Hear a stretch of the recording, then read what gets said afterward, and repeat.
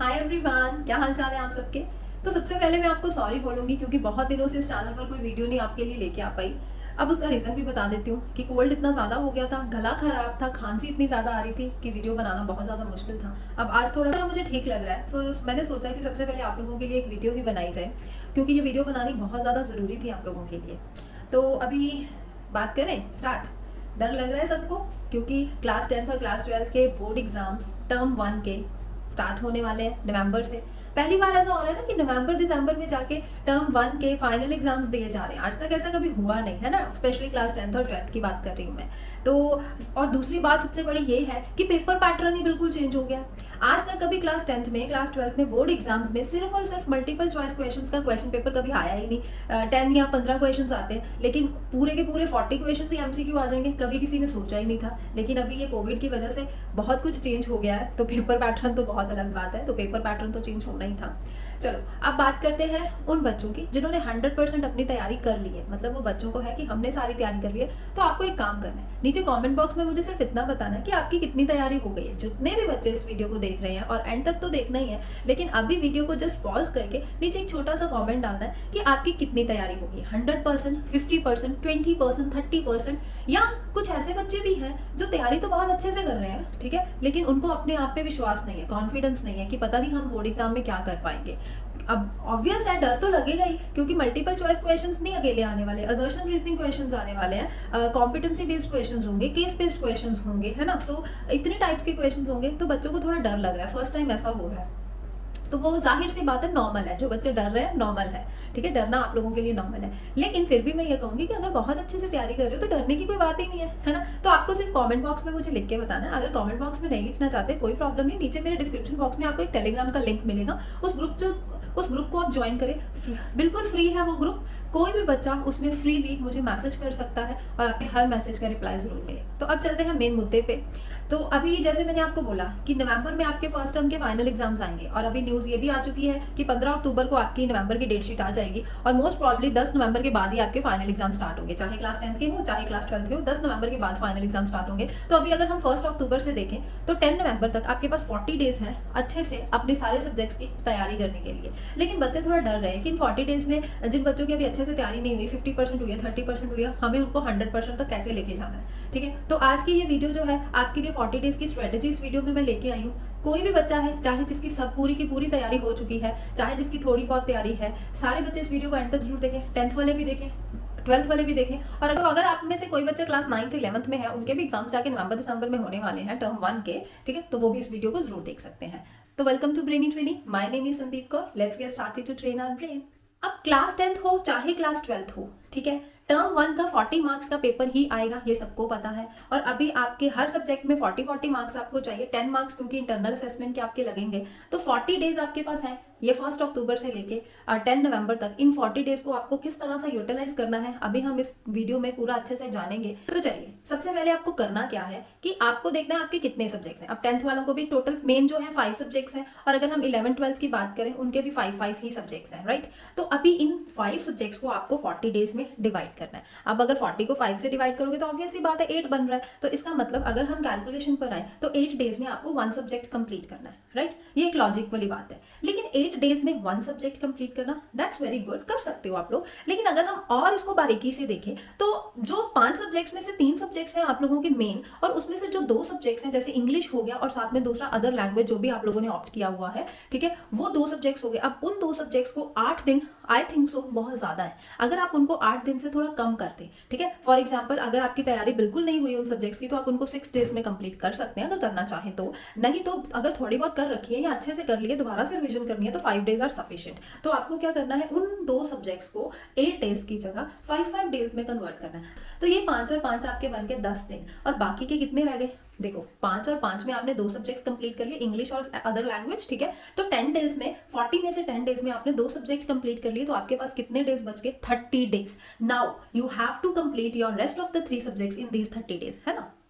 तो अभी हमें क्या करना है, अब इन 30 डेज को सोचना है, इन 30 डेज में ये 3 सब्जेक्ट कैसे करने हैं। अब सिंपल सी बात है कि 10-10 दिन हम तीनों सब्जेक्ट्स को दे देंगे और 10-10 दिन में हम ये बाकी के 3 सब्जेक्ट्स भी खत्म कर देंगे। तो 40 डेज में हमारे 5 के 5 सब्जेक्ट्स हो जाएंगे खल्लास, है ना। तो अभी हम बात करेंगे कि अभी 10 दिन में आपको जो एक सब्जेक्ट उठाना है उसकी तैयारी कैसे करनी है, ठीक है। ये तो अभी मैंने आपको बता दिया 40 डेज को आपको किस तरह से मैनेज करना है कि 5-5 दिन में आप 2 लैंग्वेज वाले सब्जेक्ट कर लो और बाकी के 10-10 दिन आप लोग मेन 3 सब्जेक्ट्स कर लो। चाहे क्लास 9th के बच्चे हैं, 10th के हैं, 11th के हैं, 12th पे, सबके लिए ये वीडियो लागू है, ठीक है। मैं सिर्फ बेसिकली 10th की बात नहीं कर रही है, 12th की नहीं कर रही, हर बच्चा इस वीडियो को देख सकता है क्योंकि स्ट्रैटेजी है, स्ट्रैटेजी तो आप अपने सिलेबस के अकॉर्डिंग उसको फॉलो कर सकते हो।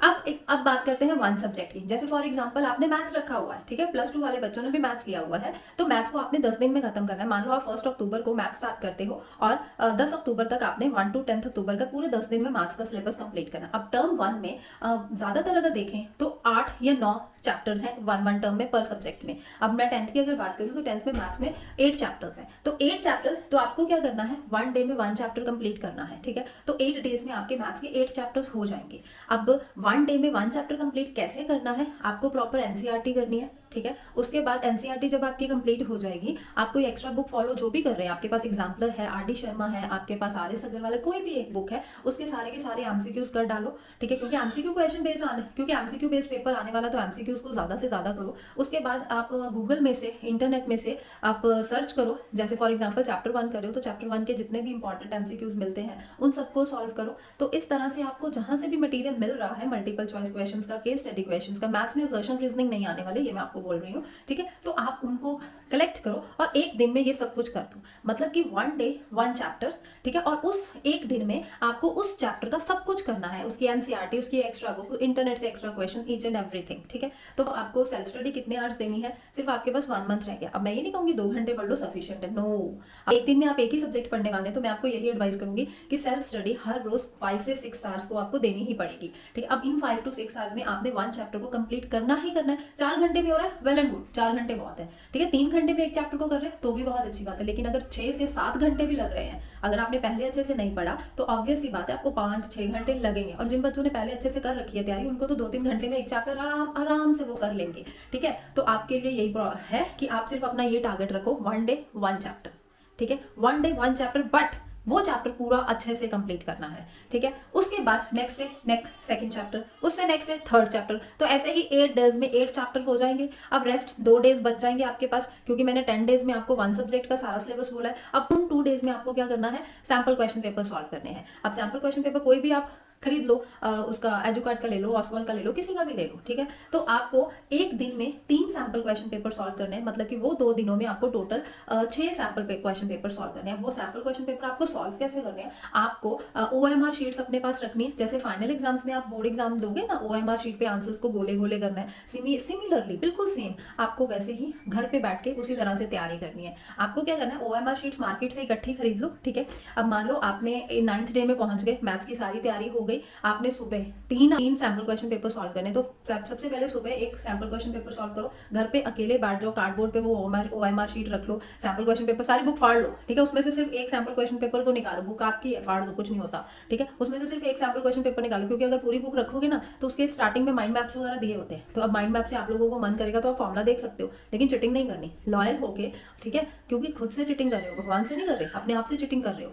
ठीक है। तो इसीलिए लॉयल होके आराम से मोबाइल वगैरह मम्मा को देके, तो जिस तरह से बोर्ड एग्जाम में आपको जाके पेपर देना है, तो वैसे ही आपको घर पे बैठे भी वो टेस्ट देना है। तो अपने साथ में टाइमर लगा लो 90 मिनट्स का, तो 90 मिनट्स में 40 क्वेश्चन को उनको अटेम्प्ट करो, पूरा करो, जितने हो सकते हैं उतने ही करो, ठीक है। 90 मिनट से टाइम को ज़्यादा एक्सीड बिल्कुल मत करना, 90 मिनट्स में जितना कर सकते हो उतना करो। उसके बाद उसको OMR, उसके बाद ना आप खुद से उसकी सेल्फ चेकिंग करो, क्योंकि जब आप सेल्फ चेकिंग करोगे तो आपको पता चलेगा आपने कहाँ पे मिस्टेक की है। अब मान लो फॉर एग्जांपल आपने 40 क्वेश्चन अटेम्प्ट कर लिए सारे के सारे, उसमें से 10 क्वेश्चन आपके पहली बार गलत हो जाते हैं, अब 40 में से 30 मार्क्स आ गए। अब आप उसके बाद क्या करोगे ना, वो जो 10 क्वेश्चंस आपके गलत हुए उनके सोल्यूशंस को देखोगे, ठीक है। फिर एक नोटबुक पे उन क्वेश्चंस को सॉल्व करने की कोशिश करो, ठीक है। फिर उससे मिलते जुलते ऑप्शंस होंगे बुक में से, आप उनको भी सॉल्व करो, ताकि वो दोबारा mistake next sample question paper solve करने वक्त आपको ना आए। इस तरह से एक सैम्पल क्वेश्चन पेपर हो गया। उसके बाद आफ्टरनून में आ जाओ तो दूसरा सैम्पल क्वेश्चन पेपर उठा लो, उसको अच्छे से करो। अगेन 90 मिनट्स का टाइमर लगा लो, अकेले बैठ जाओ घर पे और उसको प्रॉपर टाइम जैसे आप बोर्ड एग्जाम में पेपर दोगे वैसे ही करो। उसके बाद अगेन उसकी सेल्फ चेकिंग करो। अब उसकी सेल्फ चेकिंग करोगे, हो सकता है पहले में 10 गलत हुए थे, इस बार 15 गलत हो जाए, तो डिमोटिवेट बिल्कुल नहीं होना कि अरे ये मैं 8 दिन से तैयारी कर रहा हूँ, पहले 10 गलत हो गया, 15 गलत हो गया, तो मैं बोर्ड एग्जाम में क्या करूंगा, ऐसे बिल्कुल मत सोचना। ठीक है, इसी तरह से आपकी प्रैक्टिस होगी बच्चा। ठीक है, 15 गलत होंगे कोई बात नहीं, आप उसके सोल्यूशंस बाद में देखो, देखो आपने कहाँ पे गलती करी, अपनी बारीकी देखो, अपनी छोटी से छोटी मिस्टेक देखो, प्लस माइनस में गलती हो रही है, कहाँ पे आपकी गलती हो रही है, उस गलती को उठाओ, उसकी प्रैक्टिस करो, फिर नेक्स्ट सैम्पल क्वेश्चन पेपर में जाओ। मैं ये नहीं कह रही कि एक दिन में अगर 3 करने हैं तो करने ही करने, अगर मान लो ज्यादा गलती हो रही है, सिर्फ आप 2 कर पाए हो तो 2 ही करो, लेकिन उनको अच्छे से करो, लॉयल होके करो, चिटिंग बिल्कुल नहीं करनी। उनके बाद उसके बाद जितनी उसमें गलतियां हुई हैं वो क्वेश्चंस को अच्छे से करो, और उससे मिलते जुलते आपको एक्स्ट्रा बुक से क्वेश्चन मिलते हैं, इंटरनेट से मिलते हैं, उनको भी निकालो और उनको भी सॉल्व करने की कोशिश करो कि नेक्स्ट डे फिर से आपको जब सैम्पल क्वेश्चन पेपर सॉल्व करने हैं तो वो क्वेश्चन आपके गलत ना हो। ठीक है, फिर नेक्स्ट डे आ गया, उसी तरह से अगेन वो भी क्वेश्चन पेपर्स को सॉल्व करो। तो देखो 10 दिन में आप एक सब्जेक्ट की बहुत अच्छे से तैयारी कर लोगे, और OMR शीट पे भी आपको प्रैक्टिस हो जाएगी कि आपको बोर्ड एग्जाम में जाके भी आपको डर नहीं लगेगा कि कहीं हमारी इस पे कोई गलती ना हो जाए। तो आपकी OMR शीट पे भी प्रैक्टिस साथ साथ में हो जाएगी। 10 दिन कंप्लीट हो जाएंगे, उसके बाद 11 अक्टूबर से 20 अक्टूबर तक दूसरा सब्जेक्ट उठा लो, उसके बाद 21 अक्टूबर से 30 अक्टूबर तक तीसरा सब्जेक्ट। ठीक है, और 1 नवंबर से 10 नवंबर तक 5-5 दिन में वो जो चौथा और 5वां सब्जेक्ट है ना इजी वाला, उनको कर लो। तो इस तरह से 40 डेज में आप बहुत से भी बहुत अच्छी तैयारी कर सकते हो। तो मेरे अकॉर्डिंग ये बेस्ट स्ट्रेटेजी है, अगर आप लोग फॉलो करोगे तो हर सब्जेक्ट में 40/40 तो पक्का लेकर ही आओगे। आपको ये स्ट्रैटेजी, तो आई होप आपको ये स्ट्रैटेजी जरूर अच्छी लगी होगी। तो अगर अच्छी लगी तो वीडियो को लाइक जरूर करना, और अगर अभी तक चैनल को सब्सक्राइब नहीं किया तो किस बात का वेट कर रहे हो, जल्दी से चैनल को सब्सक्राइब करो और साथ में उसके बेल आइकन जो होता है उसको जरूर प्रेस कर लेना, ताकि मेरी आने वाली हर वीडियो की नोटिफिकेशन आप तक आती रहे। तो मिलते हैं अपनी नेक्स्ट वीडियो में एक नए टॉपिक के साथ, तब तक के लिए bye bye and take care.